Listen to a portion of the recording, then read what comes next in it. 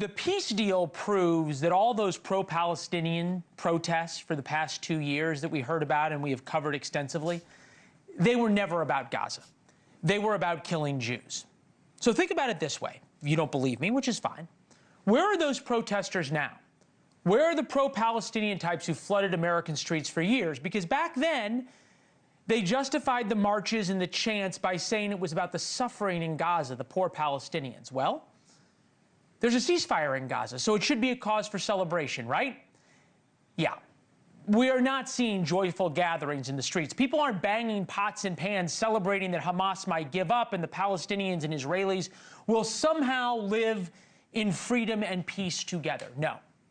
Instead, the same protesters who were out for the past 2 years are now out in force calling for the murder of Jews. So let's just be clear here. It was never about the Palestinians. It was never about Gaza. It was never about justice. It was about the Jews. The Gazans themselves are thrilled, understandably. The aid is flowing in a shocking turn of events. Remember how there was all sorts of suffering and famine inside Gaza? Well, now the UN reports they have enough food to feed everyone for months.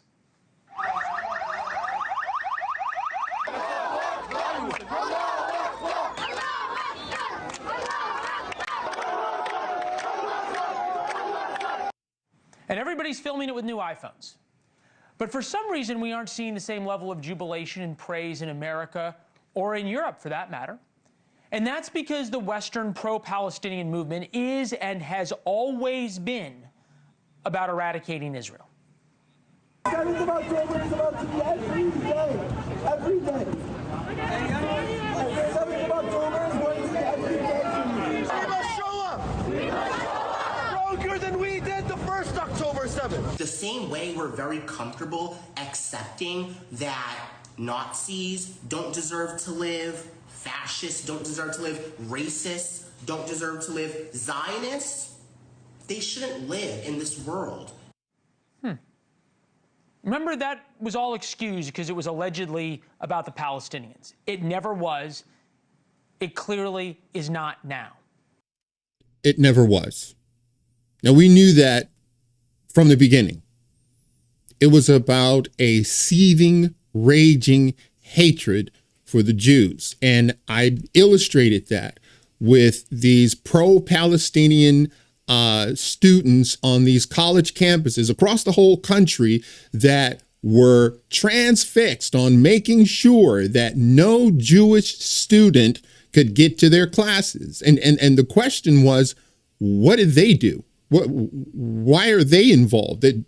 They're not there. They're not doing anything. What does an American Jew have to do with what's happening in Israel and the Gaza? Nothing. But that didn't matter. It is this incessant, insatiable desire to get rid of Jews. I am at a loss because I don't understand it.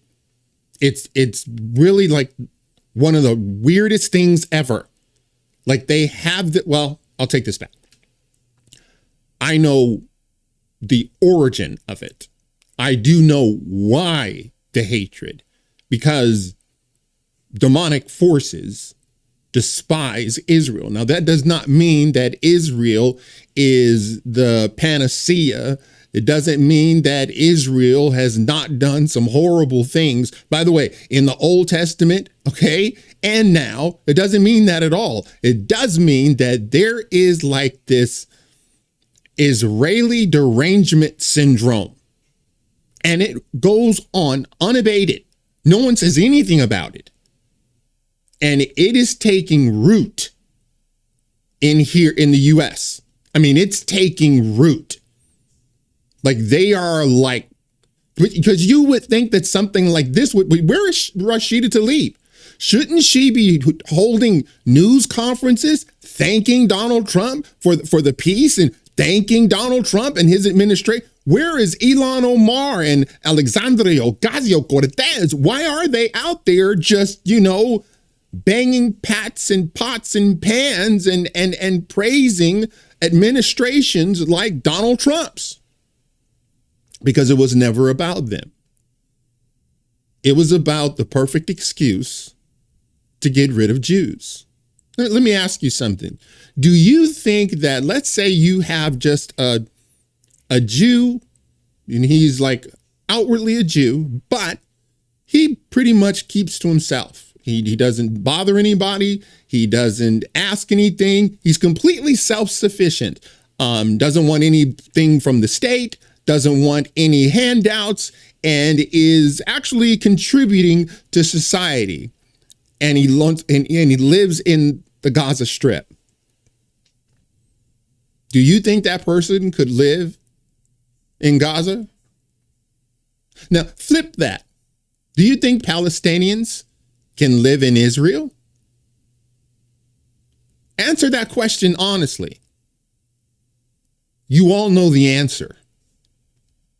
So that's what's been happening in American cities, both big and small. And it will continue long after this war ends.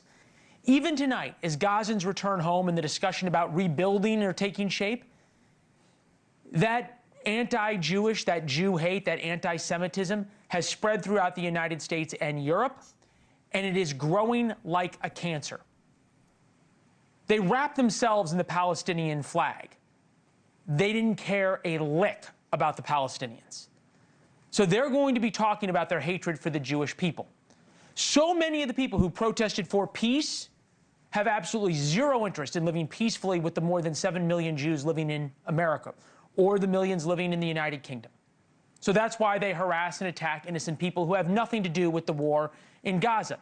2 Israeli embassy staffers shot point blank in our nation's capital. The fire bombings in St. Louis and at the Pennsylvania governor's mansion. The attack in Colorado where a man literally lit Jewish people on fire at a vigil. These attacks didn't happen for any other reason than hatred. That's it. By the way, so that peace is not going to quell that. Okay. They still feel the same way. You think Rashida Tlaib is now all of a sudden in love with Jews? You think that she doesn't hold the same, animus toward Israel that she did before? It's 100-fold worse now. It is worse now. And it's never going to get better because this is a spiritual battle that's being played out on a global scale in our reality. It is a spiritual battle that's being played out on a global scale, and you are seeing it physically. Like people that are deranged. If you mention Israel, I'm amazed that they can actually read a Bible. Like the Apostle Paul said, I'm an Israelite. Christians that read that rail against Jews, that really believe that somehow we replaced the Jews, we did not. That is a lie spawned from the pit of hell itself. They don't even know that they're reading something who God appointed as a shepherd for the Gentiles. It was never about the war. It was never about the Gaza Strip. It was about their hatred for Jews. And something tells me it's only going to intensify. All right, that's it for now. If you like the video, smash the like button and subscribe. And if you're following me on Rumble, please press that follow button. And until the next time, God bless.